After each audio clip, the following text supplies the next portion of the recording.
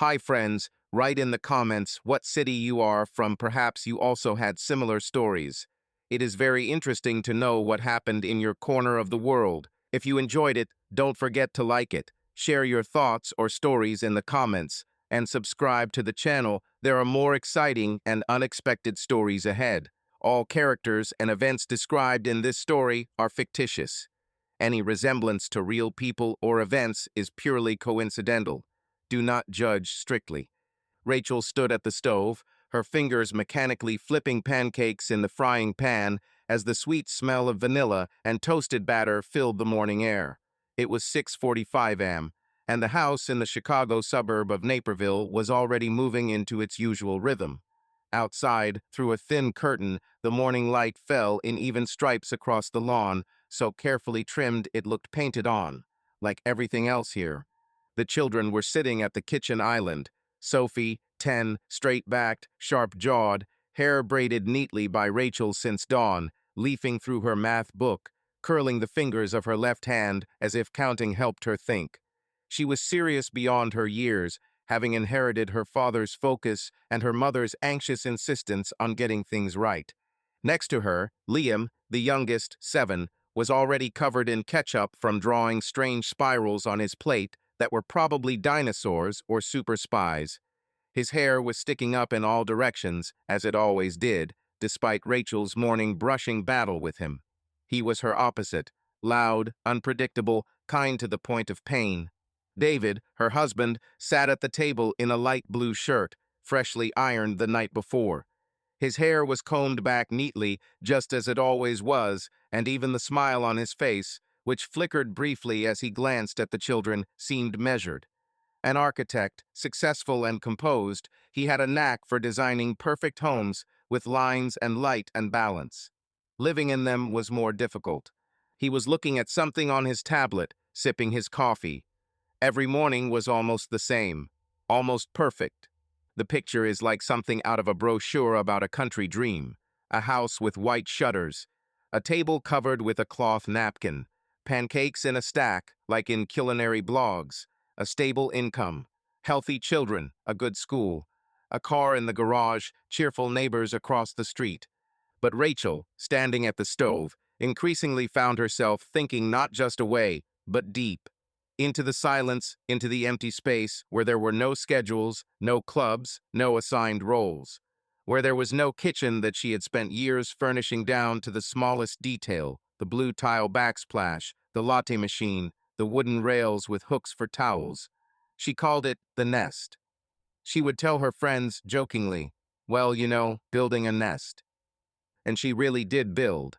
Every blanket, every pillow, every schedule of the morning gathering she created wove comfort like a bird bringing a twig in its beak. Only with each passing year, she increasingly felt not like the mistress of this nest, but like some lost bird, as if she had arranged comfort for everyone, but had forgotten to leave a place for herself. The pan hissed, and one of the pancakes darkened on one side. She flipped it over and exhaled, deeply, almost silently. "Mom, I have a test today," Sophie said suddenly, without looking up from the page. "Mom, I have a dinosaur eating an airplane," Liam shouted, waving his fork.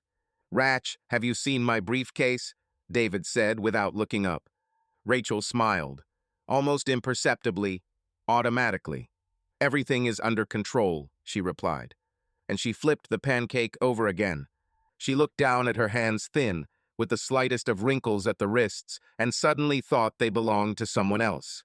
Once these hands had held a paintbrush, boldly scribbling across a canvas, or tapped away at a keyboard, trying to catch an elusive line for the story she dreamed of writing.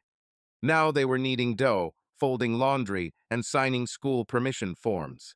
Rachel blinked the thoughts away and forced a smile as she scooped pancakes onto a plate.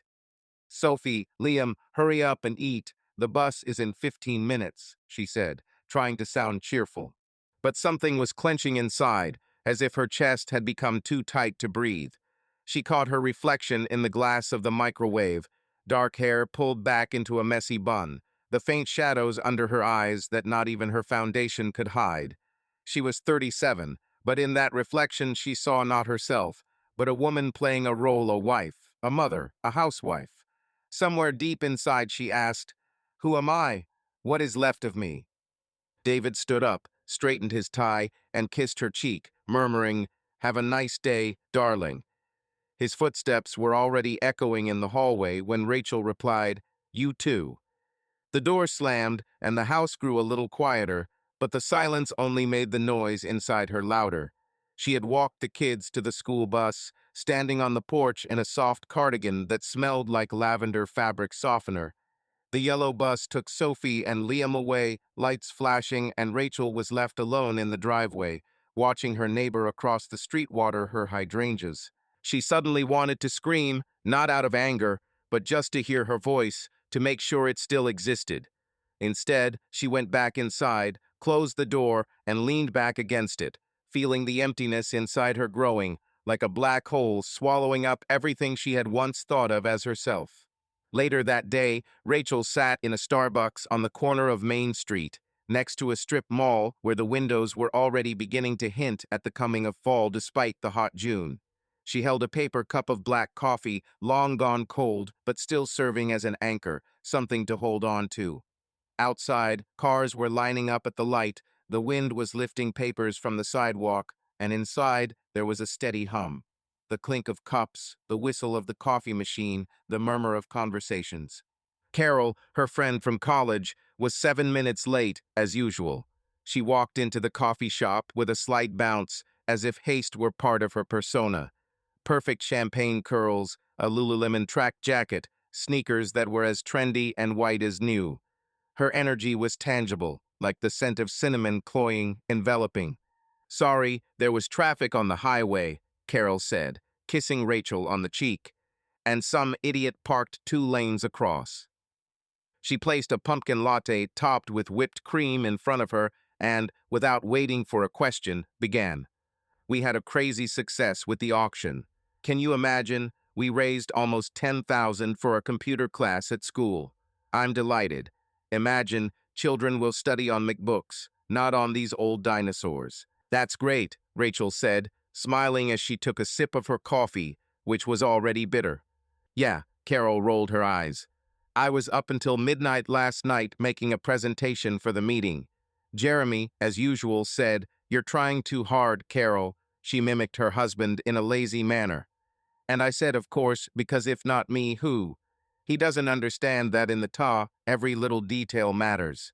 "He probably just wants you to rest," Rachel said softly. Carol chuckled. "Rested? My God, Rachel, have you seen our mail? The school is falling apart. We're carrying everything on our own. And yet," she suddenly slowed down, took a sip. "It still feels important, you know?" Rachel nodded. "Yes, I understand." Carol leaned over, lowering her voice, her eyes shining. "To be honest, sometimes I look at you and think, well, there you go, who has everything perfect, so that's you. David is a sweetheart, right? Stable, successful, doesn't act up. The kids are angels. The house, well, you know, like from Instagram, you must be in seventh heaven." Rachel's face took on a familiar smile, the one she wore like a second layer of skin, calm, smooth, unblemished, the smile that could hide everything, even the things she didn't want to name. "Thank you," she replied. "I'm really lucky." But inside her, it was as if someone had slammed a door. Perfect. The word came out again, like a taunt. She had heard it too often from her neighbors, from her mothers at school, even from herself. But the reality was different. She looked into her coffee and almost said, "I'm suffocating, Carol. I don't know who I am. Every day feels like the same thing. I can't sleep at night because I'm afraid this is my life. My whole life." But she said something else. "Sometimes. It's difficult. But who doesn't?" Carol nodded understandingly. "Well, yes. The main thing is to be grateful every day for what you have, right?" "That's right," Rachel repeated, not recognizing her own voice. Silence hung between them for a moment. A school bus passed by. Rachel watched its yellow body glide past and thought how sometimes she wanted to get on it and just go. Anywhere where no one would ask, "And how is your ideal life?" Carol started talking again, something about a new campaign, about volunteers, about how hard it was to find a good tutor for 8-year-olds. Rachel listened, nodded in the right places, and took sips of cold coffee. But inside, she was quiet, strangely quiet, like she was sitting in a glass jar, hearing everything but not participating. And in this silence, a simple thought suddenly came. Or maybe she really doesn't want coffee, or a conversation, or a smile, but just to disappear for a day. As Carol continued to talk about her son's new tennis coach, about their vacation plans to Colorado, Rachel watched her hands flutter in the air, emphasizing each word. She suddenly remembered how, in college, she and Carol had had different dreams. Carol wanted to open a gallery, Rachel wanted to write novels that made people cry and think. What had happened to those dreams? Carol seemed content with her life, but Rachel felt like a traitor not to her family, but to herself. She sipped her coffee, which tasted bitter on her tongue, and thought that her life was like that drink. It looked right, but it didn't taste like what she expected. As they said goodbye and Carol sped away in her white SUV, Rachel sat in the coffee shop, staring at her empty cup. Her mind wandered back to the days when she was different, or maybe she just believed she could be different. In her 20s, she dreamed of being a writer. She'd sit in her dorm room, surrounded by Virginia Woolf and Joan Didion, writing stories that no one would read. Her heroines were bold, free, and defied the world. Rachel imagined her name on the cover, speaking at literary festivals about what it meant to be alive. But then David had come along, with his warm smile and his plans for the future. Then the wedding, then Sophie, then Liam. Life had spun like a merry-go-round, and before Rachel knew it, her dreams had been left behind, like a forgotten suitcase at a train station. She remembered trying to write once, in the early years of their marriage.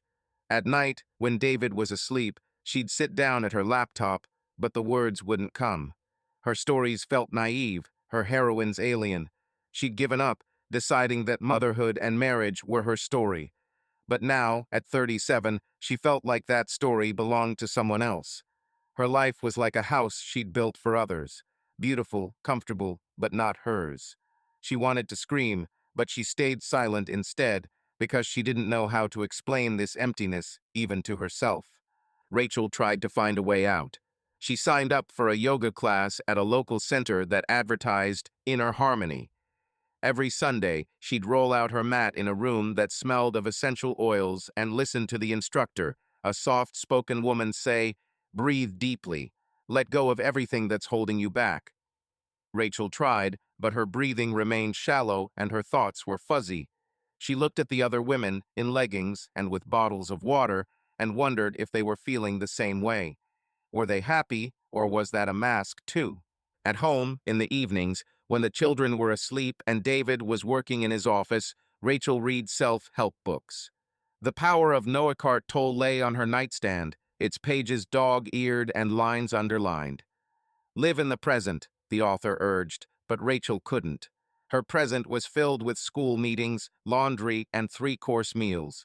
She tried to meditate, sitting on the couch with her eyes closed, but instead of peace, she was filled with memories. Dancing in the rain at 21, laughing with friends at a bar, believing that there was a lifetime of possibilities ahead. Now those memories seemed like a movie about someone else. She opened the book to a random page and read, "You are not your thoughts." But what if her thoughts were all she had left? Rachel closed the book and looked out the window, where a street lamp illuminated the empty street. She wanted to cry, but the tears wouldn't come. Instead, she felt anger not at David, not at the children, but at herself. For letting herself fade away, for not fighting for her dreams, for not knowing how to start over at 37. Rachel stood up, walked over to the mirror in the hallway, and looked at herself. Her eyes, dark and tired, were the only thing that seemed familiar. She touched her face, as if trying to make sure it was still her. "Who are you?" she whispered, but the mirror didn't answer. She returned to the couch, picked up her book, but didn't open it. Instead, she sat in silence, listening to the clock tick in the kitchen. Time passed, and Rachel remained where she was, trapped in a trap she'd built for herself. Rachel sat in the conference room of a marketing firm. Brightwave Solutions, located in downtown Chicago, in a skyscraper with floor-to-ceiling windows that looked out over the gray ribbon of the river and the bustle of Michigan Avenue. The room was immaculately clean, with a long table of polished wood and ergonomic chairs that cracked when someone fidgeted with boredom.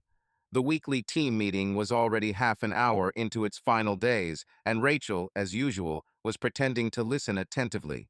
She had a pen in her hand, scribbling meaningless scribbles on a legal pad, while her boss, Marge, a woman with a perfectly pressed blazer and a voice that could pierce walls, was pitching a new client, a chain of organic coffee shops in need of a rebrand. Rachel nodded, but her mind was elsewhere. On the morning argument with Sophie, who refused to put on her jacket, on David's urine shirt that she had forgotten to prepare, on the emptiness that seemed to have settled in her chest forever. And suddenly he walked into the room. The door opened with a slight creak, and Marge paused, glancing at the man who had entered. "Oh, here's our new creative manager," she said with a smile, her tone softening, as if she were introducing not an employee, but a rare, carefully selected specimen. "Meet Matt Keller." Rachel looked up, and for a moment her breath hitched, just a little. Matt was tall, with tousled dark hair that looked as if he'd deliberately left it uncombed, defying office etiquette with the confidence of a man accustomed to not being punished for it. His shirt was slightly wrinkled, the sleeves rolled up to reveal strong, tanned forearms, and his hands sure, alert moved without haste, with an easy, almost lazy grace. He smiled, openly, a little mockingly, as if he knew some intimate secret of this room, this situation, her. There was no demand or flirtation in his gaze, but there was something in it, dangerously alive. He didn't look like the men Rachel knew. He wasn't proper like David. He wasn't polished. He was real, rough, warm, corporeal, and too young to think about marriage, a mortgage, or a child's schedule. And it was this, his freedom, his unkempt self, that struck her like an unexpected wave. Her palms grew slightly sweaty. A strange thrill stabbed her chest, vague, like the first breath after holding it for so long. Her stomach tightened, and somewhere deep down below, it was as if a thin string had trembled, one that had not been touched for a long time. She looked down, quickly, as if he could read her thoughts. She took a sip of water. Her hand shook slightly. She felt a spark run down her spine. Not heat, not hunger, but a sensation as if some part of her had long thought forgotten had awakened. Uncomfortable, out of place, but alive. "Oh my God, Rachel, wake up. It's just a new employee," she thought, trying to even out her breathing. But her mind, disciplined by years of marriage, gave way to her body, which suddenly remembered what it meant to feel desired. Even if no one said anything, even if it was just a fleeting glance. "Hey, everyone," Matt said, his voice filling the room with a deep, slightly husky edge. "Good to be here. Hope I'm not too late Chicago traffic, you know." He chuckled, and a few people in the room chuckled in response, as if his tardiness were part of some charming theatrics. Marge waved her hand. "It's okay, Matt. Come on.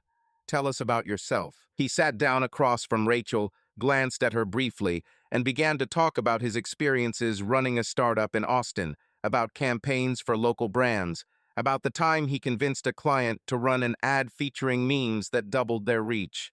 His delivery was light but not boastful, laced with self-deprecation, and Rachel found herself smiling as he described how his first presentation had ended with the projector cutting out halfway through a cat slide.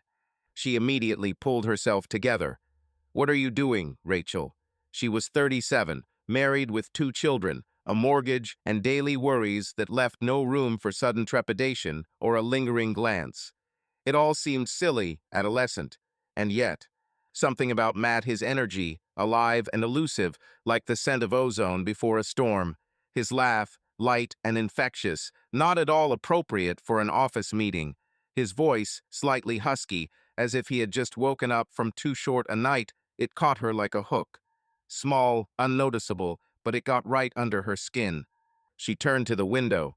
The river glistened outside the glass, lazily rolling past the buildings and the parking lot. "That's it. Enough.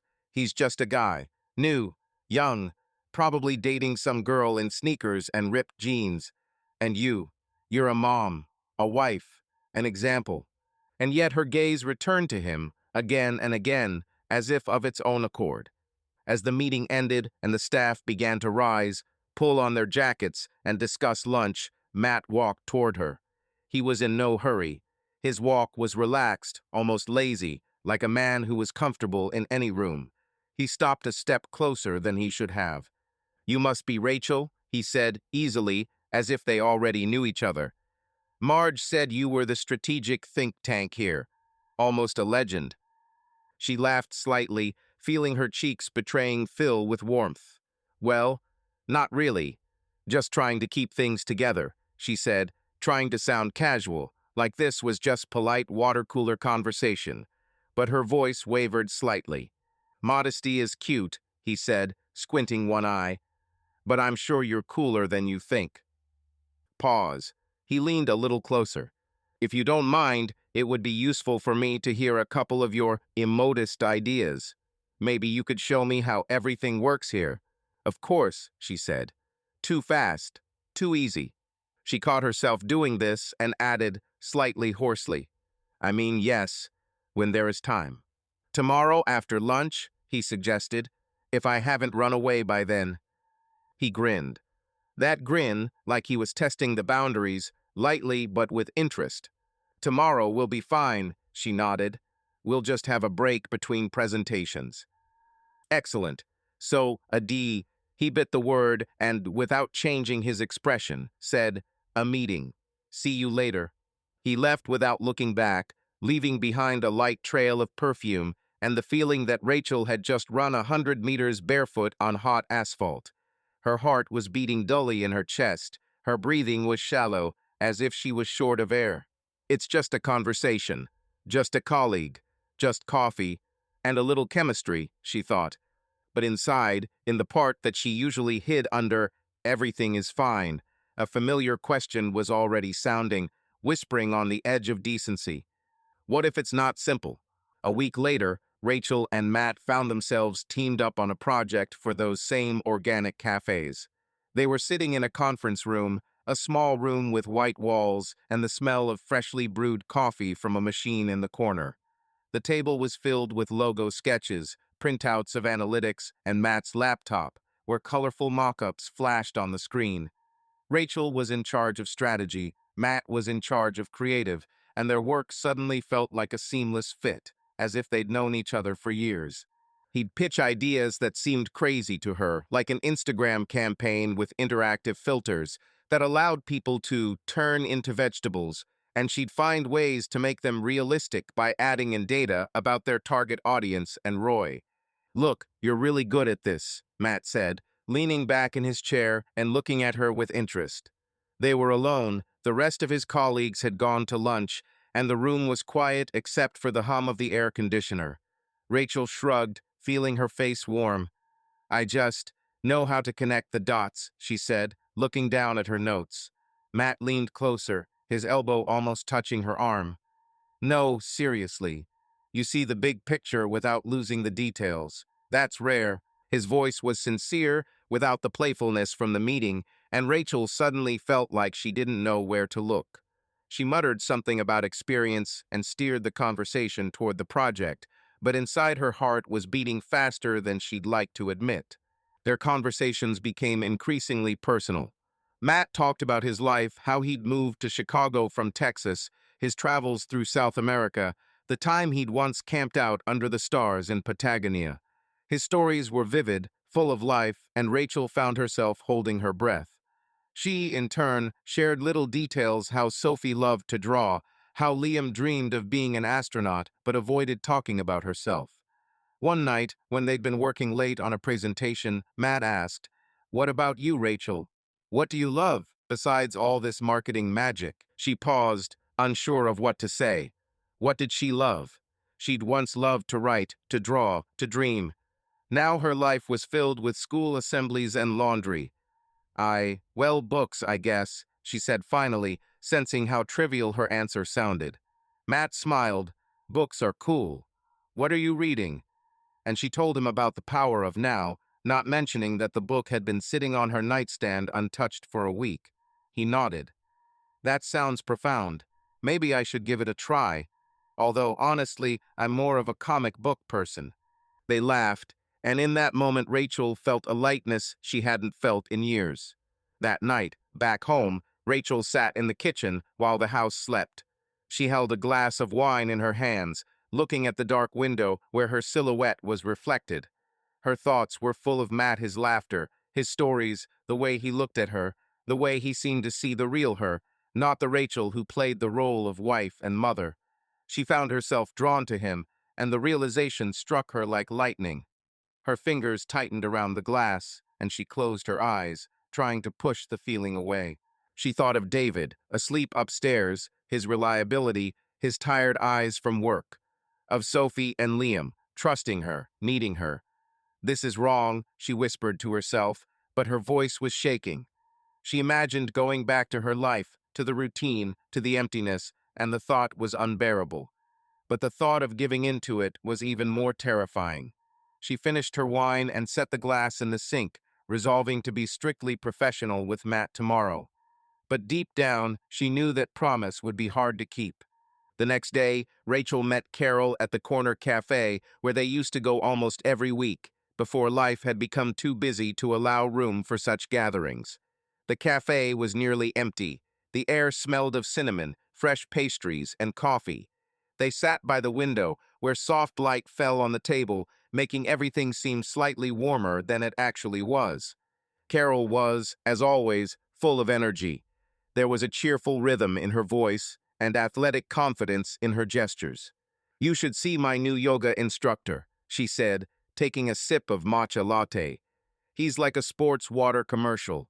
And the best thing is, he doesn't yell. He just looks at you, and you're already a downward dog." Rachel chuckled.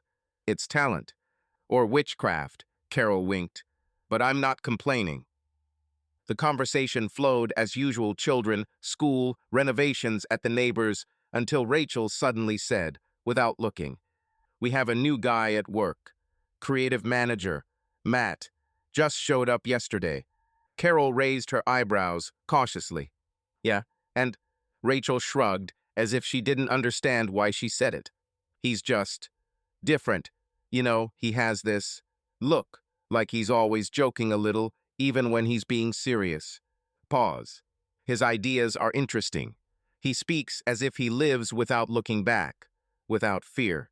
Carol leaned back in her chair, narrowing her eyes slightly, as if trying it all on with some internal model.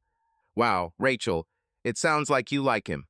The smile on his face was light and playful, but his gaze was attentive. "No, no, no," Rachel said quickly, a little too sharply. "Just a colleague. It's just interesting to watch him, that's all." "Well, yes," Carol nodded, crossing her arms. "It's interesting to watch. Inspiring. Especially if this interesting one has tanned arms and a slight carelessness in his voice."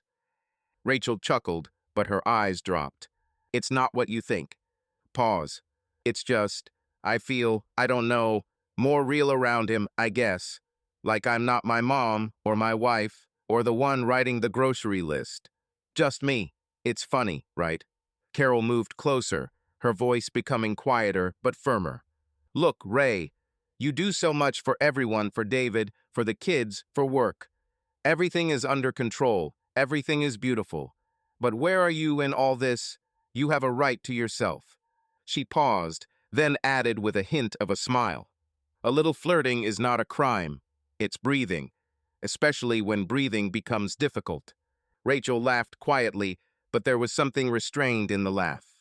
"What if this flirting turns into something I can't control? Then maybe you'll just realize what you're really missing," Carol said. "Sometimes desire isn't a betrayal. It's a signal that you're tired of being just a function." Rachel fell silent. She didn't want to believe it, and at the same time, she wanted to. By the time they had paid and left the cafe, the street was already beginning to cool, the sky covered with light evening clouds. Carol waved goodbye, and Rachel remained standing on the sidewalk, her fingers clutching the strap of her bag. There was only one thing going through her head. He made me feel alive, at least for a moment, and there was too much truth in that confession to let it go easily. The evening was cool, with a light wind blowing dry leaves across the asphalt as Rachel stood at the entrance to the hotel. The Drake on the shore of Lake Michigan. The Chicago skyscrapers glowed in the dark, reflected in the water like shards of glass, and she could feel her heart pounding so loudly she could hear it over the noise of the city. She'd told David she'd be late at work, important presentation, need to check everything. And he'd nodded, as always, without looking up from the blueprints he was working on in his home office. The lie had slipped out so easily that Rachel had surprised herself, but now, standing outside the heavy glass doors of the hotel, she felt her palms grow clammy, a lump forming in her throat. She looked at her reflection in the glass, her dark coat, her scarf tied carelessly, her hair loose to look younger, looser. "You shouldn't be here," a voice inside her whispered, but another, louder one insisted, "You want this. You're alive." Matt was waiting for her in the lobby, sitting in a leather chair with a glass of whiskey in his hand. His smile when he saw her was both reassuring and dangerous, like he knew they were both crossing a line, but he liked it. "You're here," he said, standing up, his voice soft but with a slight huskiness that made her skin crawl. Yeah, I am," she said, feeling her voice tremble. He took her hand, his fingers warm and sure, as if they were transferring some of his energy to her. They took the elevator up to the 11th floor, and Rachel avoided his eyes, focusing on the numbers flashing on the panel. The room was quiet, only the faint hum of the air conditioner breaking the silence. The windows looked out onto the lake, and the lights of the city gave the illusion that they were floating above the world, detached from reality. Matt closed the door, and Rachel felt her breathing grow ragged. He stepped toward her without saying a word and touched her cheek, running his fingers over her jaw. "Are you okay?" he asked, and there was a sincerity in his voice that was disarming. She nodded, even though everything inside her screamed at her to run, to stop, to think of the children. But instead she stepped closer, and his lips found hers, soft but insistent. The kiss was a flash warm, electrifying, washing away all her doubts. She felt her body come alive, as if someone had turned on a light in the room where she had sat in the dark for years. His hands slid under her coat, removing it, the fabric falling to the floor like discarded skin. They moved toward the bed, and Rachel felt her mind shut down, giving way to instinct. His touch was firm but not rough, and every time his fingers brushed her skin, her neck, her waist, her hips, she felt herself returning to herself, to the Rachel who had once danced in the rain, laughed for no reason, dreamed of more. Clothes fell away, and their bodies tangled together, hot and needy, in a rhythm that was both new and familiar. Matt whispered her name, and there was no trace of the routine in his voice that she had grown accustomed to. It was a release not just physical, but deep, like she was finally allowing herself to breathe. When it was over, they lay in the dark, her head on his chest, listening to his heartbeat, feeling alive for the first time in years. But when she got home, reality hit her like a cold shower. The light in the living room was dim, warm, but still seemed unnatural, faded. The smell of home vanilla, laundry detergent, a little bit of dinner hit her nose almost accusingly. David sat cross-legged on the couch, a tablet in one hand and a cup of half-drunk tea in the other. His face was illuminated by the soft blue light of the screen. He looked up when he heard the door slam. "It's been a long time today," he said. Without reproach, without emotion. Just a fact, like the air temperature or tomorrow's forecast. Rachel paused in the hallway for a second. It was just one word, a simple phrase. But suddenly it contained everything. His habit of not asking too many questions, his expectation that she would return at the right time, in the right state. And then there was her own trembling, subtle but real. "Yes, the project," she said, untying her scarf. "It's been dragging on." Her voice sounded almost normal. Almost. But she still turned away so he wouldn't see her fingers tightening nervously on the button of her coat, her lips trembling slightly with tension. The lie was bitter, like the cold morning coffee she'd never finished at the cafe with Carol. She swallowed it because the truth was now just talked. "I just felt it would have been worse." because she knew it was no longer easy. David nodded without asking questions. He wasn't blind, but he was well-mannered, and he was used to not digging unless he had to. Tommy's already asleep. I read to him a little before bed, he added. He asked again if he could get a lizard. Rachel chuckled, tiredly. I need to think about it, she said, and went upstairs without looking back. In the bathroom, she turned on the shower, stood under the stream of water until it became too hot, then too cold. She washed for a long time, carefully, as if she could wash away not a smell, but a feeling. That barely noticeable warmth left by the touch of a look, a voice, a thought. To wash away herself, the one who allowed herself to forget where the boundaries were. But still, when she came out of the bathroom and wrapped herself in a towel, that feeling didn't go away. It was sitting inside, not dirty, not vulgar, butylive, and there was real pain in that. Not from guilt, but from the understanding that she had cheated on more than just David. She cheated himself, which I have been building all these years, to my wife, to my mother, to the woman who has everything fine. And the worst thing was that she wasn't sure she regretted it. The next day, she sat in the office of her therapist, Dr. Linda Martin, a woman with kind eyes and a legal pad that always rested on her lap. The office was cozy, with a soft lamplight and a plant in the corner, but Rachel felt like she was under a microscope. What are you feeling, Rachel? Linda asked, her voice calm but penetrating. Rachel looked at her hands, fiddling with the hem of her sweater. I don't know, she said finally.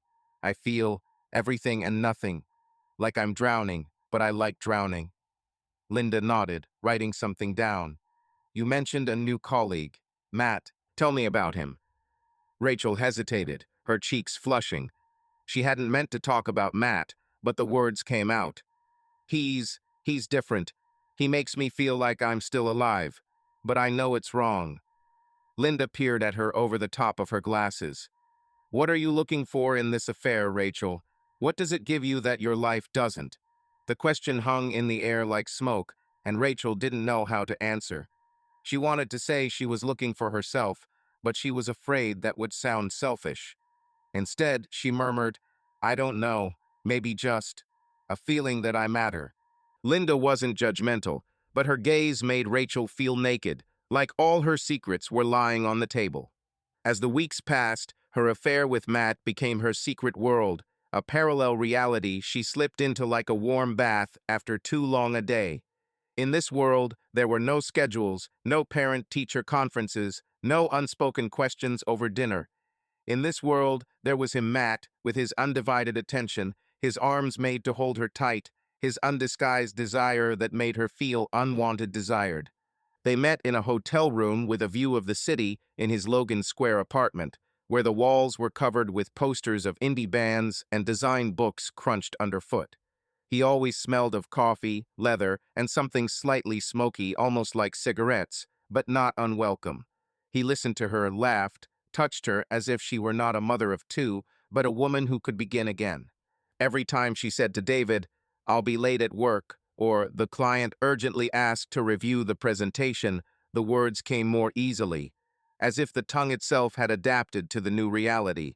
But inside, deep down, the guilt grew, slowly but inexorably, like a weed that takes root in every crack. One evening, after meeting Matt, she returned home a little later than usual. David didn't ask, just muttered from the living room. There's some leftover lasagna in the fridge. I warmed it up for the kids. She nodded more to herself than to him and went upstairs. The children's room was in soft semi-shadow. Sophie was asleep on her back, one arm wrapped around a stuffed rabbit, the other hanging off the side of the bed. Her breathing was even, almost silent. There was a faint crease in her forehead, like David's. Liam was curled up, his lips slightly parted, his cheeks pink with sleep. Rachel sat on the edge of his bed, slowly, as if afraid to disturb the air. She looked at them, and something inside her shook, broke. Everything that had seemed beautiful, desperate, almost romantic with Matt, in this quiet half-light suddenly seemed dirty. No, not even dirty, treacherous. She wasn't just cheating on David. She was cheating on these children. These faces that waited for her every day, trusted her, looked for her eyes, her hands, her voice. She was cheating on the woman they saw as an anchor, as a support. The tears came suddenly, hot, pressing. She covered her mouth with her hand so as not to wake them. Tears ran down her cheeks, dripped onto her knees. "I'm sorry," she whispered, barely audible. "Forgive me." She knew they wouldn't hear, but that didn't stop her. As she stepped out, closing the door quietly and leaning her back against the wall, a shudder ran through her body, as if everything she had been holding on to days, weeks, months had suddenly become weighty, tangible. She had not been prepared for such weight. In the darkness of the stairwell, with her head pressed against the cold wall, Rachel realized that she was already being pulled to the bottom. And as she looked at the sleeping children, for the first time, this depth seemed not tempting, but frightening. David sat in his office, surrounded by blueprints for a new project, an apartment complex in Evanston that would be his pride and joy. It was a Saturday, and the house in Naperville was unusually quiet. Sophie was in art class, Liam was at soccer practice, and Rachel was away at what she called a pressing deadline meeting with a colleague. The light from his desk lamp fell on his face, highlighting the tired lines around his eyes that he'd never noticed until he started spending his evenings alone. He reached for his phone to check his messages, but instead noticed that Rachel had left her iPad on the kitchen counter. The screen glowed with a notification from Carol, and David, without knowing why, picked up the device.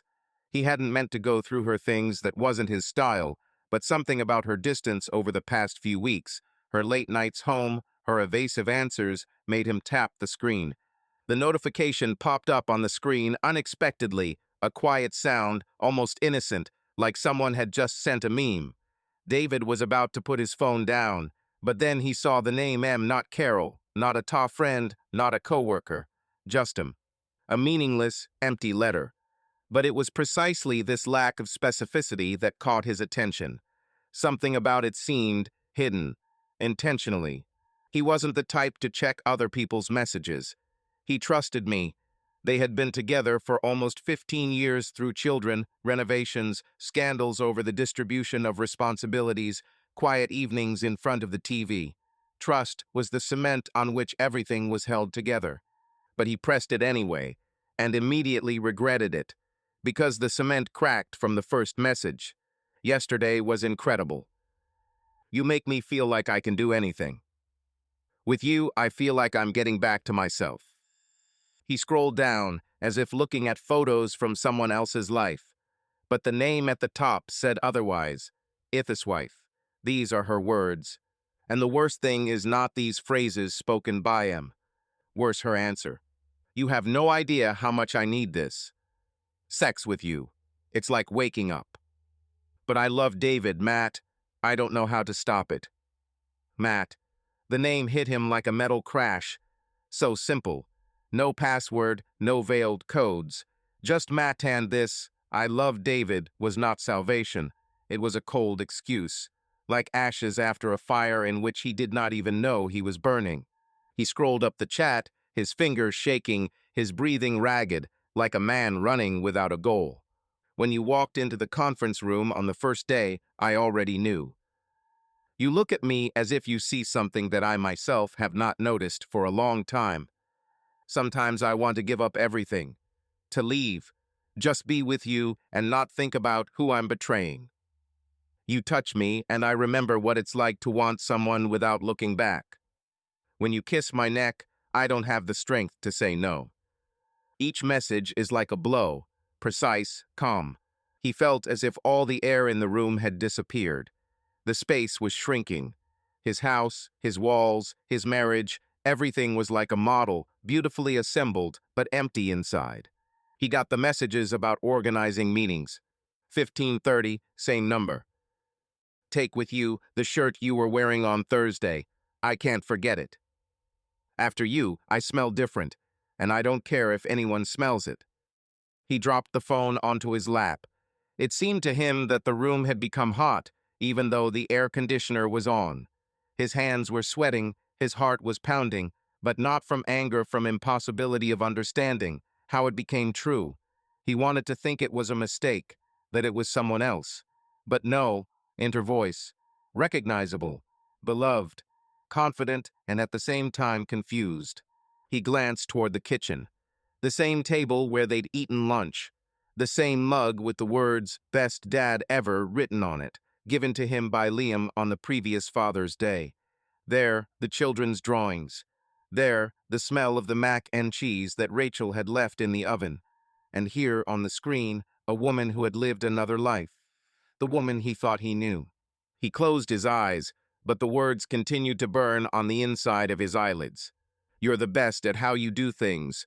Slowly, like I'm fragile. And then suddenly, and I'm lost. "You are not a husband. You are free." David picked up his phone again to reread it, to make sure, but it was too late. Those words wouldn't go away, even if he deleted the chat, even if he threw away his phone. They were written into his blood. He didn't remember how long he sat there staring at the screen until the sound of the front door opening broke him out of his daze.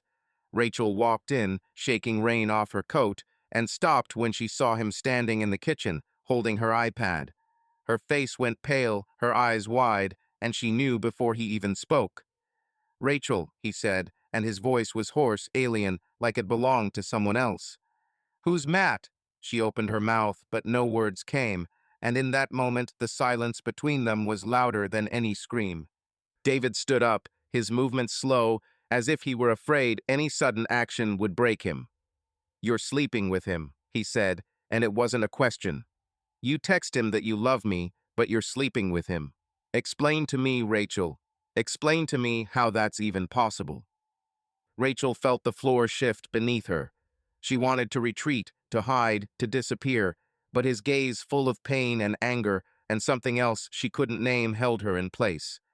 "David, she began, but her voice was shaking, and she hated herself for it. "I didn't want you to know. I didn't want to hurt you." He laughed, but it was a bitter, broken sound that made her heart clench. "Didn't want to hurt you? Are you serious? You're telling him that he makes you feel alive, and that means I don't. Me, who built this life for us, for the kids." His voice broke, and he slammed his fist down on the table, causing the coffee cup to bounce. Rachel flinched, but she didn't look away. She wanted to explain, she wanted to say that she had lost herself, that Matt was like a breath of air, but the words sounded empty in her head, like a cheap melody. "I don't know how it happened," she said finally, her voice barely audible. "I felt empty, like I wasn't there. Matt, he was just there, and I don't know, David. I love you. I didn't mean to ruin everything." She took a step toward him, but he held up a hand, stopping her. "Don't touch me," he said, and there was such pain in his eyes that Rachel felt her own tears stinging her cheeks. "Do you love me?" he asked, his voice quieter, but that only made it more frightening. "You text him that sex with him is like waking up, and you tell me you love me? How can you stand here and say that?"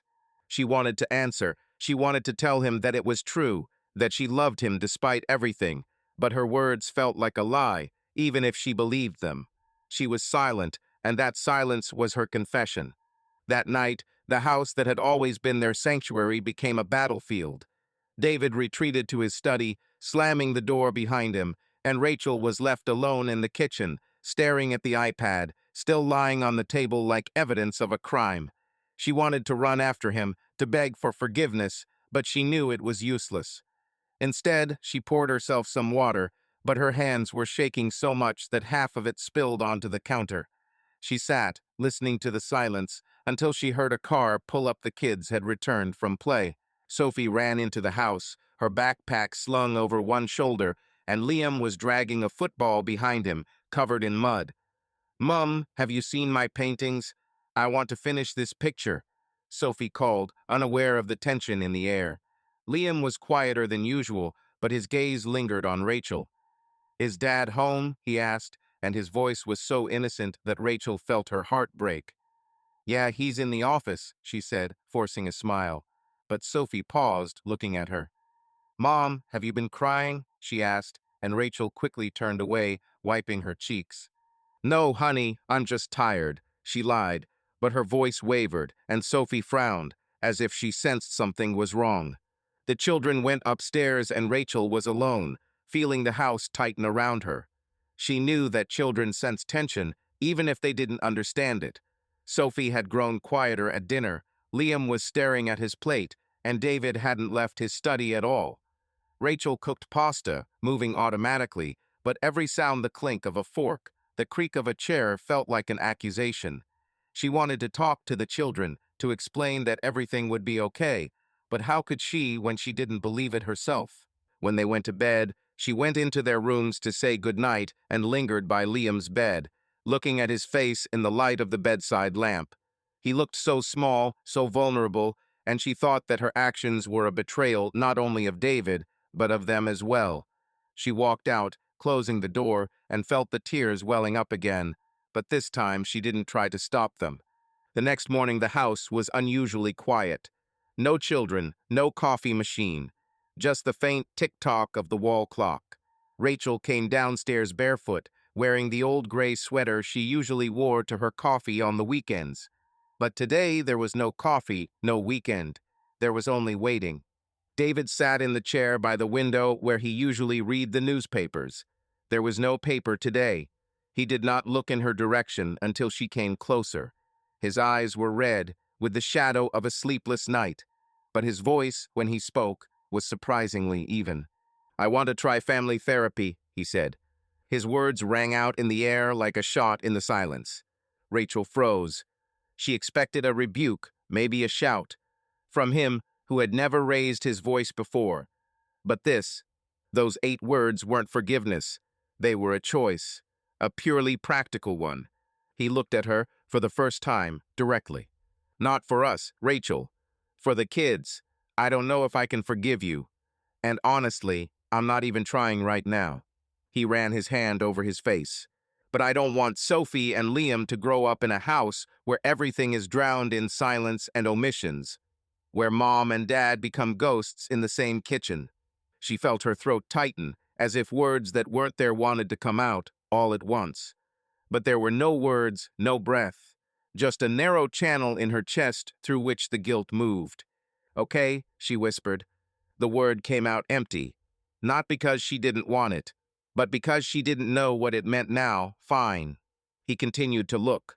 His eyes, recently warm, filled with attention, were now matte, like glass, like a distant display case through which you can see, but which you cannot touch.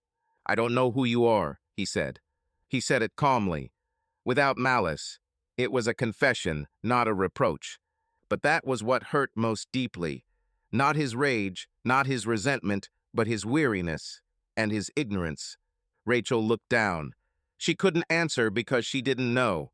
Who was she now? A lover? A mother? A wife in ruins? He stood up, threw on his jacket, as if he did this every day, and perhaps that was the tragedy of it all. He simply went to work. He simply walked out the door.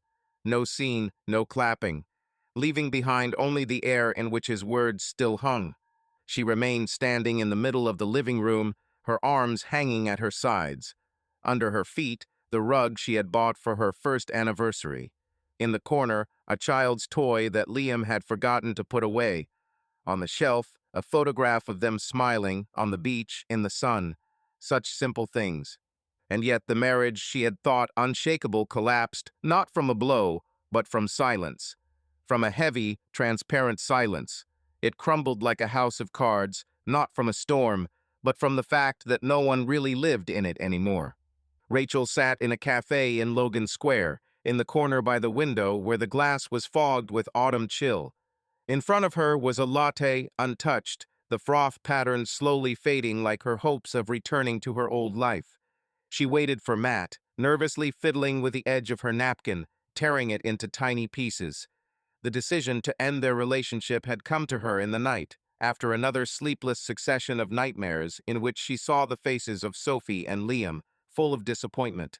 She could no longer look at herself in the mirror, knowing that her secret world with Matt was not a salvation but a theft, robbing her of the family she still loved despite the emptiness inside. When Matt walked in, his usual easygoing manner seemed out of place in the gray light of the morning. He smiled as he sat down across from her, but his gaze froze when he saw the tension in her face. "Matt," she began, her voice quiet but firm, "we have to stop. This, this isn't working anymore. For me." Matt leaned back in his chair, his smile fading, but he didn't look surprised. "I knew this day would come," he said, and there was no anger in his voice, just a slight sadness mixed with something like relief. "You love him, don't you? Your husband?"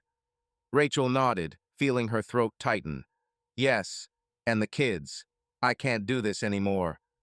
He looked at her, his eyes, usually so lively, now calm, almost distant. "You were such a breath of freedom, Rachel, but I don't want to be the one to ruin your life." He stood, touched her shoulder a light, almost farewell touch, and walked away, leaving her feeling as if she had just closed a door she would never open again. She sat looking out at the street, where people hurried under umbrellas, and felt relief mingle with loss. Matt had been her escape, her illusion of life, but now she had to return to reality, to David, to the children, to herself. At home, things were different. David no longer looked her in the eye, his movements mechanical, as if he were performing the role of a husband but not feeling her. They slept in the same bed, but there was a gap between them that Rachel didn't know how to bridge.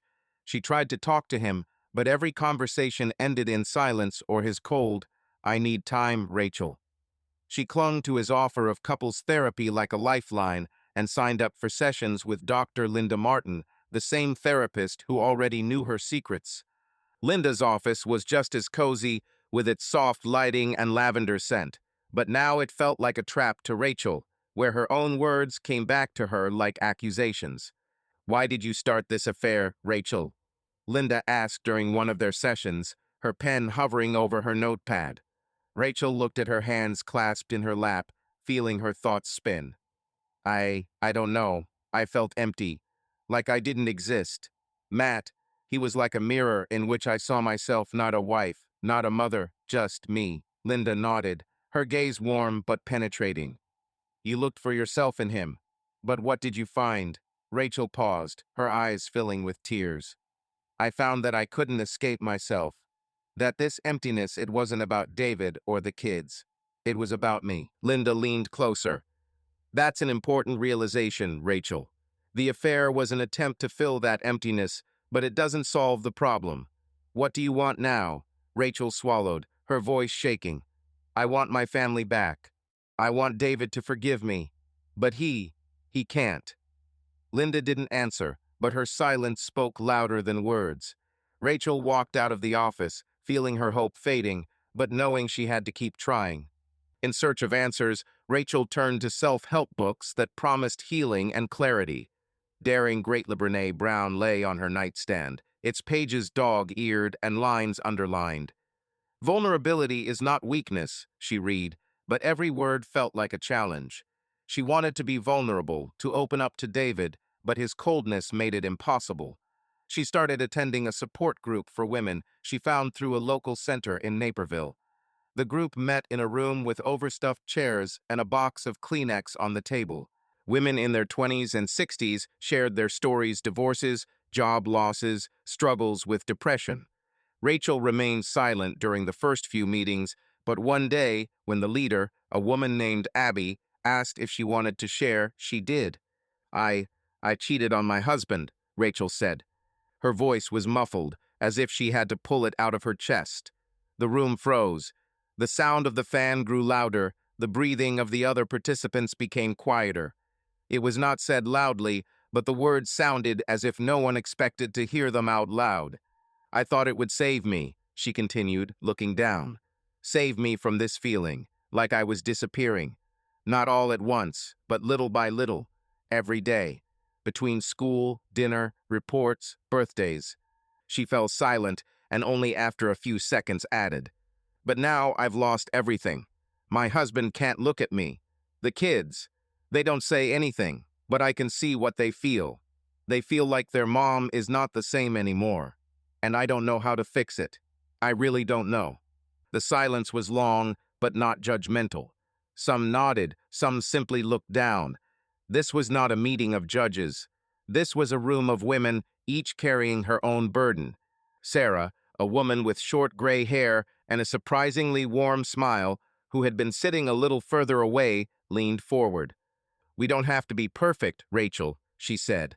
Her voice was calm, even, with the kind of intonation that comes only from one's own collapse.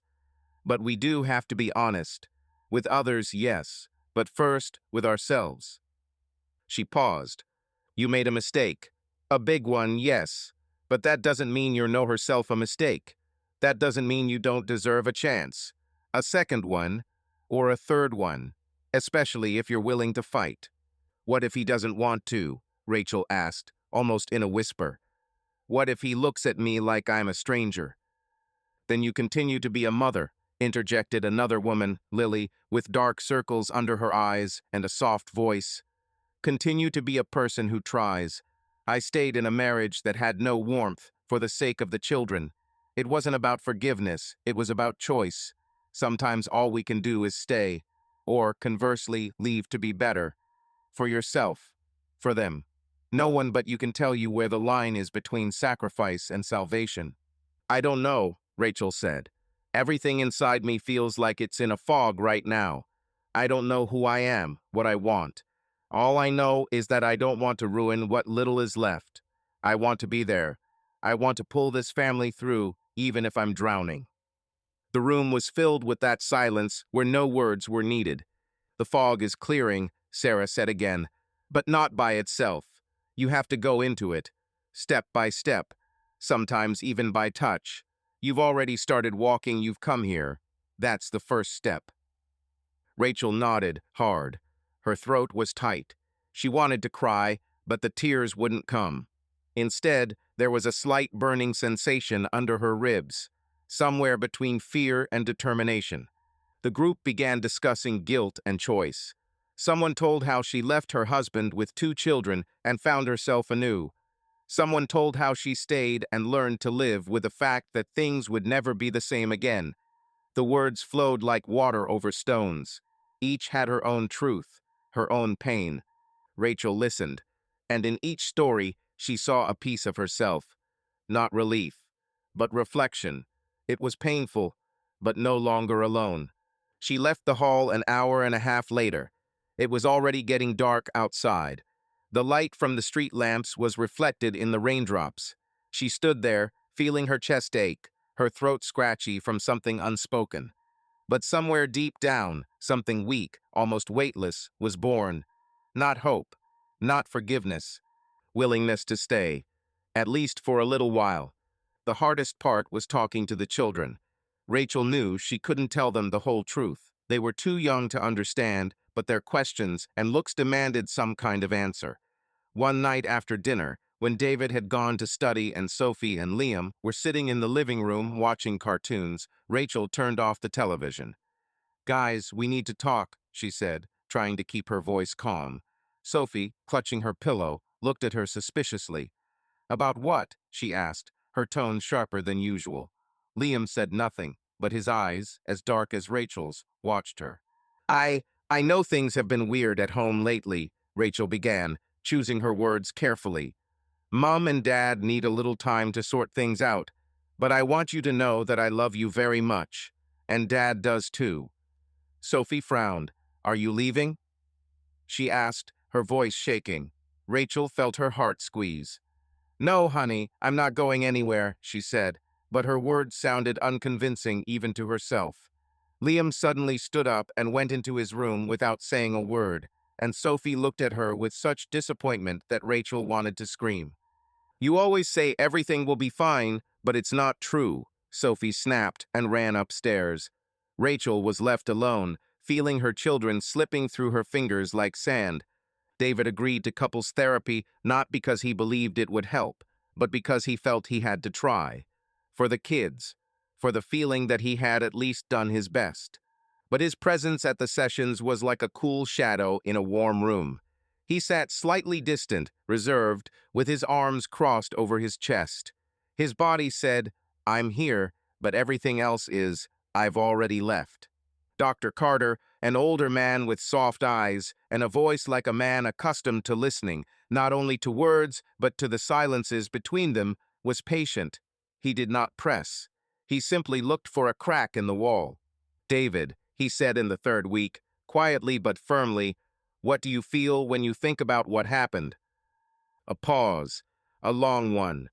David stared at the floor, as if he might find an answer there he didn't want to say out loud. Finally, slowly, muffled, I feel betrayed. He did not look up. His voice did not tremble. But there was more poignancy in this calm than in the shout. I built this life, laid brick by brick, for her, for the children, for us. And she. He swallowed. She chose someone else. And maybe it lasted for a couple of months, but for me, it was like I suddenly became invisible. Useless, not real. Rachel wanted to argue, to say that she hadn't chosen someone, but herself, her life, her feelings, her missing part, that she hadn't wanted to destroy, but rather come back. But the words stuck in my throat. Any explanation would sound like an excuse, and no one was expecting an excuse anymore. I'm trying to fix it, she muttered. I want us to be a family, David, to find our way back. I really do. He looked at her, not sharply, not reproachfully, just straight. And in his eyes there was only pain, not anger, not contempt, only pain and a deep, tired silence. I don't know, he said, if I can trust you again. He didn't add never, but the word hung in the air between them like an unspoken sentence. The sessions continued. Once a week, sometimes twice. Dr. Carter talked about trauma, about loss, about the stages of recovery. He suggested exercises, asked them to describe what they had valued in each other before the crisis. Rachel wrote, remembered, talked. David listened, sometimes nodded. He was polite, present, but each glance from him was like a blank wall behind which lay a man she could no longer reach. Sometimes she caught herself thinking that he was only here physically, that this was not salvation, but a postponement of disintegration. After one of the sessions, on the way home, she asked cautiously in the car, do you feel anything when you look at me? He was silent for a long time. It was raining outside, the glass was slashed by drops, and their reflections fell on his face like tears that weren't there. Yes, he said at last, I feel it's a pity. He turned on the turn signal. It's a pity that I no longer know how to be near you and not be afraid. It wasn't a confession. It was reality. Rachel turned toward the window so he wouldn't see her face twitch with suppressed tears. She knew that in his eyes she had become someone else. And no matter what she did, that image, that trace, could never be erased. And yet, a part of her, despite everything, continued to fight. Because if she stopped, it would all be final. In the meantime, this is almost the end. And between almost and forever, she desperately searched for a crack through which light could still pass. She continued reading, daring greatly, clinging to Brené Brown's words about the courage to be vulnerable, but vulnerability didn't bring her forgiveness. The support group gave her strength, but not answers. She tried to be honest with herself, admitting that her affair was an attempt to fill a void, but that honesty didn't save her marriage. David began spending more time at work, coming home late, and Rachel knew he was leaving not only for her, but for the pain she had caused him. She looked at their house with its perfect curtains, family photos on the walls, the vanilla scent of the candles, and knew it wasn't her home anymore. It was a stage on which she was acting, but the play was over and the curtain came down. Rachel sat on the hard wooden bench in the DuPage County courtroom, her fingers fiddling nervously with the edge of her purse, which held a legal pad of notes she had scribbled down before the hearing. The room was cold despite the June heat outside, and it smelled of old paper and disinfectant.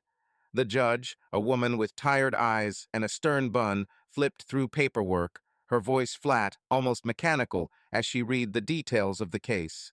David Andrew Carter v. Rachel Elizabeth Carter, in an action concerning divorce and custody of their minor children, Sophia and Liam. Rachel felt her heart tighten with each word, as if someone were slowly squeezing the air out of her. Across the aisle, David sat in the dark suit he only wore for important presentations, his face unreadable, but his eyes betraying pain mixed with determination. Their lawyers, two men in identical dull gray suits, traded remarks about property division, child support, and custody schedules, but to Rachel it all blended into one endless hum, like the sound of a train hurtling toward an inevitable crash. Rachel sat with her hands folded in her lap, trying not to clench them into fists. The room was cool, smelling of paper and dust and some alien, impersonal justice. She was wearing the gray jacket Caitlin had chosen, calm, professional, reliable, as if the material could compensate for what she felt inside. Caitlin spoke confidently, with the restrained tone she'd learned in law school. My client admitted her mistake, but she did not shirk responsibility. She continued to care for the children, was involved in their lives, took them to classes, monitored the school, and most importantly, the children loved her and felt safe around her. We asked to maintain equal conditions joint custody. This is in the interests of all parties. But the words, even the truest ones, didn't fit. They didn't sound alive. They didn't reflect everything that was between the lines. When David's lawyer, Mr. Hendricks, spoke, a dry man as if cut from a file, his tone was almost polite. But there was an iron determination behind it. The court must consider the facts, not the emotions, he said. Miss Ellis is undoubtedly a mother, but stability is key to the well-being of the children. And repeated episodes of deception over several months, an affair with a co-worker that continues even after the husband has found out about it, is not just a mistake. It is a deliberate breakdown of trust in the family. We believe that Mr. Ellis now offers a more predictable, safe environment for the children. Rachel wanted to scream, "It's not all like that, it's not like that, you don't know me." I wanted to stand up and tell the judge how she sat with Liam at night when he had a sore throat, how she taught Sophie to read in the evenings, how she loved them with everything she had. But the court is not about love. The court is about order, about documents, about impressions, and the impressions had already been created. When the judge, a woman of about 50, with a tired but attentive face, looked up and asked, "Mr. Ellis, would you like to propose an alternative schedule?" David answered immediately, clearly, almost without emotion. "Yes, I want the children to live with me, permanently." He paused. "Rachel can see them on weekends. For now, I'm not sure she's capable of being a stable parent to them right now." Rachel looked at him, not reproachfully, but pleadingly. She searched his face for some shadow of the man who had once held her hand in the hospital, for some reflection of the years they had shared. But he wasn't looking at her. He was looking at the judge, and that silent avoidance hurt more than any accusation. Tears welled up, but she blinked sharply, straightened up as best she could. She wouldn't cry here. Not in front of them. Not now. Caitlin placed her hand on hers under the table, barely noticeable. But even that gesture felt foreign, like a comfort that didn't save her. The judge nodded, making notes, her voice remaining even. "Good. We will review the materials presented and return to this issue at the next meeting." The meeting is adjourned. The dull sound of a hammer on a table. Rachel stood up slowly, as if from underwater. She felt herself losing control, everything she had ever known, her home, her children, her relationships slipping away into the law, the voices of others, and her own mistakes. As the judge called a break, Rachel stepped out into the hallway, her legs shaking as she leaned against the wall, tears stinging her eyes. She'd imagined this day, but the reality was worse. Cold legalese, dividing up assets, the house in Naperville, the car, the retirement accounts, and, worst of all, discussing who Sophie and Liam would live with, as if they were part of some kind of contract. Caitlin came up to her, putting a hand on her shoulder. "We're fighting, Rachel. The judge hasn't decided yet, but there's a chance for joint custody," she said, but her tone was too professional to inspire hope. Rachel nodded, but inside she felt defeated, as if everything she held on to, her family, her role as a mother, was slipping away, leaving her alone in this sterile hallway that smelled like someone else's decisions. Back home, the house that was now theirs in name, only Rachel tried to contact Matt. She hadn't seen him since the morning they'd split up at the coffee shop, but some part of her, weak and desperate, hoped he was still there, that he could be her anchor in this chaos. She texted him, "Matt, I need to talk. Everything is falling apart." but he didn't answer. She called, but her call went to voicemail, and his cheerful voice, "Leave a message and I'll call you back if I'm not on the hike," only made her feel more alone. A few days later, she learned from a coworker that Matt had quit his job, Brightwave Solutions, and moved away, perhaps to California, to work on a new startup. He disappeared from her life as easily as he had entered, and Rachel suddenly realized that their romance had been an illusion, bright but fragile like a soap bubble that had burst, leaving only emptiness. She sat on the couch, looking at his last text, sent months ago, and felt her hope that he had been more than a getaway crumble like ashes. The job that was once her refuge has also slipped away. Gossip in Brightwave Solutions spread quickly. People saw her with Matt in the coffee shop. People heard her talking on the phone, and soon the whispers in the hallways became unbearable. Her boss, Marge, called her into her office and, without looking her in the eye, told her that, due to restructuring, her position was being made redundant.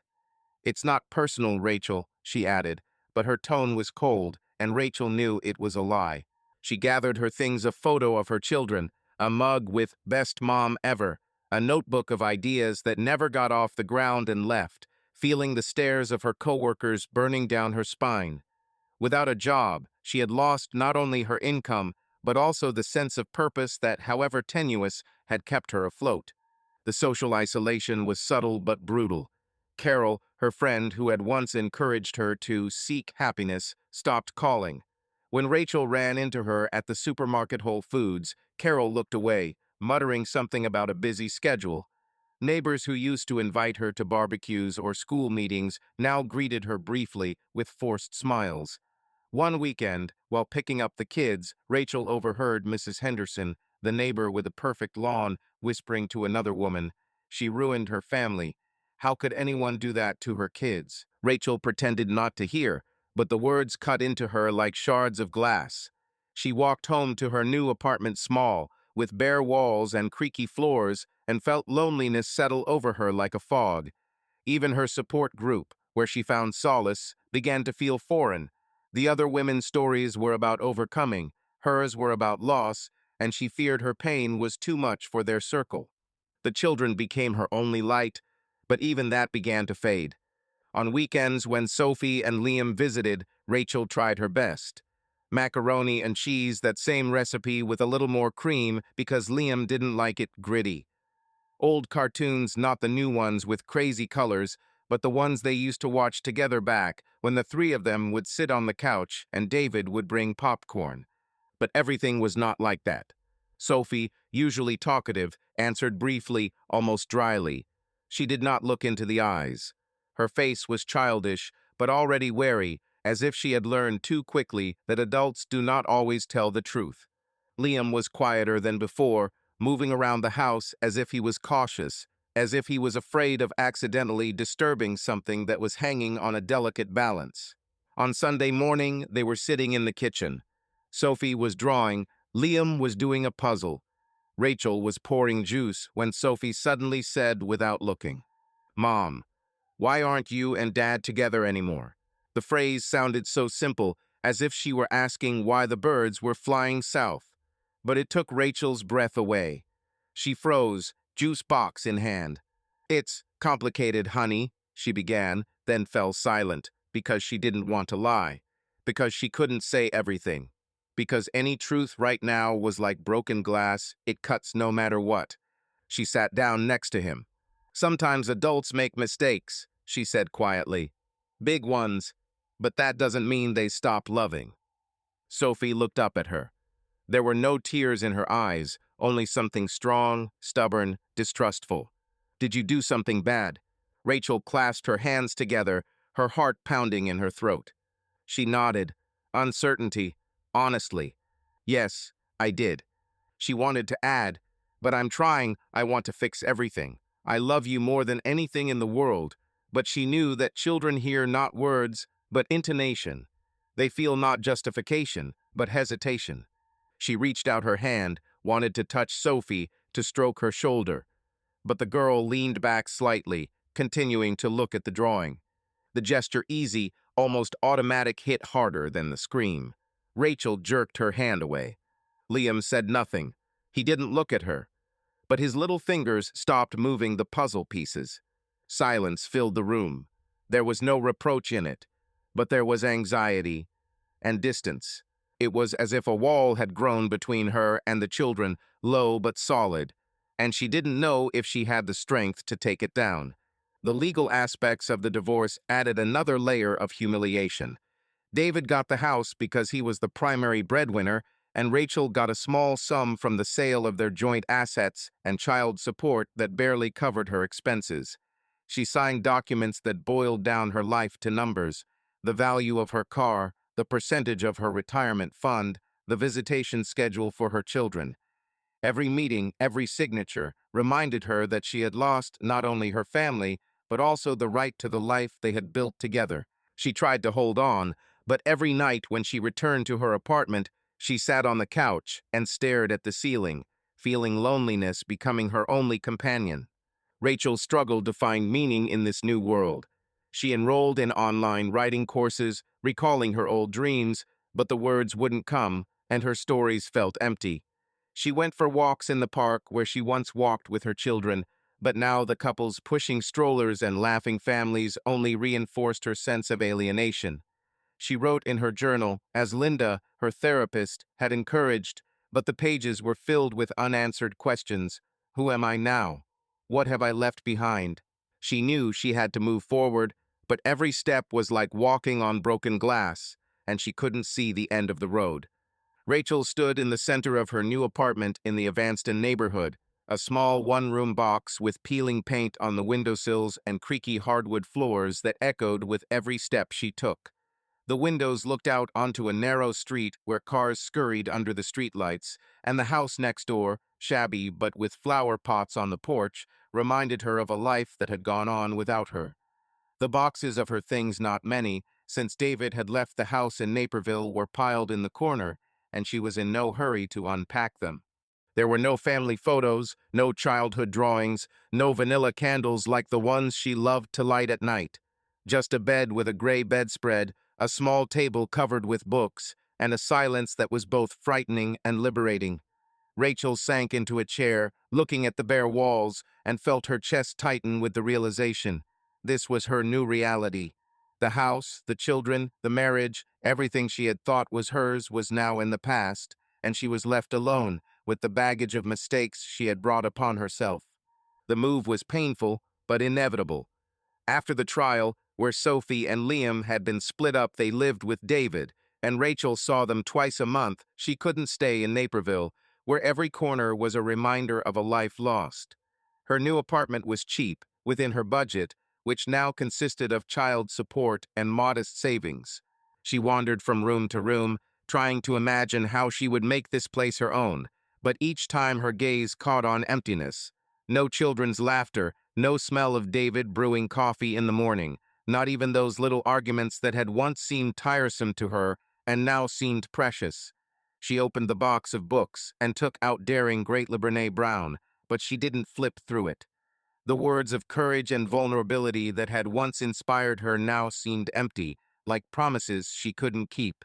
Rachel lay on her bed, staring at the ceiling, and thought of her life as a blank slate, but instead of freedom, she felt only heaviness. In an attempt to find some meaning, Rachel signed up to volunteer at a local homeless shelter in Chicago. She'd learned about the program through a support group where women talked about how helping others could help them heal themselves. Every Saturday, she'd go to the shelter, deliver food, fold blankets, and listen to the stories of people whose lives had been as broken as hers.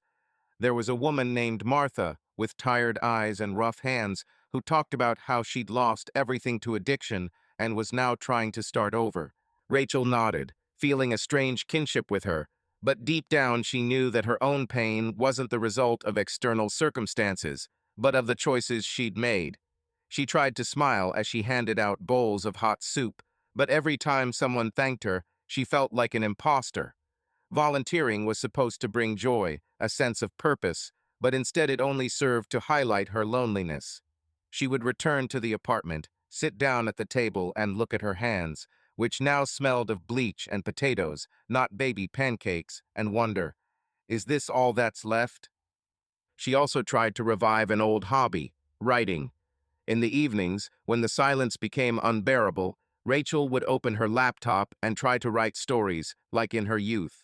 But the words came out clumsy, the plots were banal, and the characters she created seemed like caricatures of herself. She enrolled in an online creative writing course, hoping the structure would help, but the assignments, write about a time when you felt alive, only made her feel miserable. She would remember her nights with Matt, his touch, his laughter, and immediately hate herself for it. Writing, once her dream, was now a mirror in which she saw only her mistakes. She closed her laptop, feeling her energy draining, and went to bed, but sleep did not come, leaving her alone with thoughts that played like a broken record. You ruined everything. It's all your fault. Every other week, on a Friday night, she met them at the supermarket car park where David was arriving. The car pulled up on schedule, as if everything was the same, except now it was all silent. David didn't get out, he just opened the boot. Sophie and Liam would get out, hugging their backpacks, and then walk quickly to her car. Rachel always came out to greet them, trying to smile, like she used to when she met them at the school bus. But now they looked past her, through her. This weekend was her breath of fresh air, but also a punishment. She took them to Lou Malnati's, ordered a pizza with sausage and olives, just like they used to love.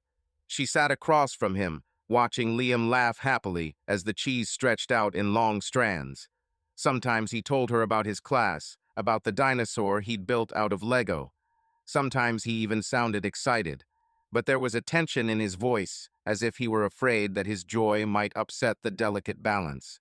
Sophie hardly spoke. She looked out the window, twirled a straw in her lemonade. She answered when asked, but never started a conversation. Once upon a time, she asked questions sick, naive. "Mom, when are you coming home?" Or, "Why is Dad so angry?" But now she didn't ask anything. The silence between them grew thicker, like viscous water. Once at the zoo, when Liam was leaning against the glass of the tiger enclosure, she tried to take Sophie's hand. Sophie didn't pull away, but she didn't squeeze it back either. She just let her hold it, the way you'd politely allow someone else to touch you. And that was worse than a refusal. After they left to go back to David's on Sunday night, Rachel sat on the edge of her bed in the empty house, where everything was too quiet. She sorted through their things: tiny socks, a forgotten hair tie, a drawing left on the kitchen table. They were the remnants of her motherhood, like the fragments of a letter no one else reads. She tried to be needed. She volunteered at the library, sorting books and holding children's readings. She started writing short texts about parenting, hope, forgiveness. She published them on her blog. Sometimes she even received letters from women who had experienced similar things. It helped, but it didn't save her. Sometimes at night, she imagined Sophie and Liam remembering her not as the woman who had gone, but as the one who had stayed anyway, in her efforts, in her letters, in the hugs she had given them, with such hope that love could be put into a hug, and it would stay there. She knew they might not understand her, but all she had left was the chance that one day they might.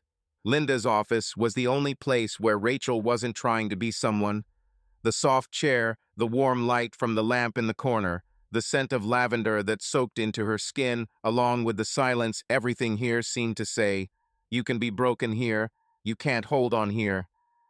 The sessions were Fridays at 10 o'clock, time that she used to spend in the office, checking reports, discussing strategies, planning campaigns. Now she arrived here feeling like a woman without status, without direction, with a battered soul and a notebook in her bag where she tried to scribble her truth. "Rachel," Linda said after a long pause, "what do you feel when you think about what you've lost?" Rachel didn't answer for a long moment. She looked at her hands.